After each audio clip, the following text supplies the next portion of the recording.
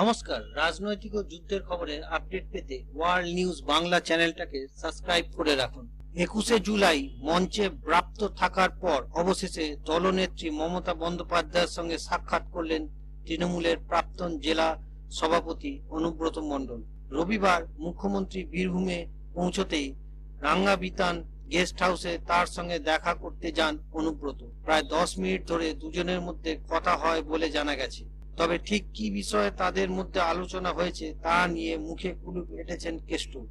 সম্প্রতি ফোনে এক পুলিশ আধিকারিককে গালিগালাজ করে বিতর্কে জড়িয়েছিলেন অনুব্রত। সেই ঘটনার পর থেকেই মুখ্যমন্ত্রীর সঙ্গে তার সম্পর্কের অবনতি হয়েছে বলে রাজনৈতিক মহলে জল্পনা ছিল। 21শে জুলাইয়ের সমাবেশেও তাকে মঞ্চের কাছে যেতে দেওয়া হয়নি। এই আবহে মুখ্যমন্ত্রীর বীরভূম সফরে তাদের এই সাক্ষাৎ রাজনৈতিকভাবে অত্যন্ত গুরুত্বপূর্ণ বলে মনে করা হচ্ছে। অনুব্রত কিছু না জানালেও মন্ত্রী চন্দনা সিনহা এই সাক্ষাতের কথা স্বীকার করেছেন। আগামী দুদিন মুখ্যমন্ত্রী বীরভূমে একাধিক কর্মসূচিতে অংশ নেবেন।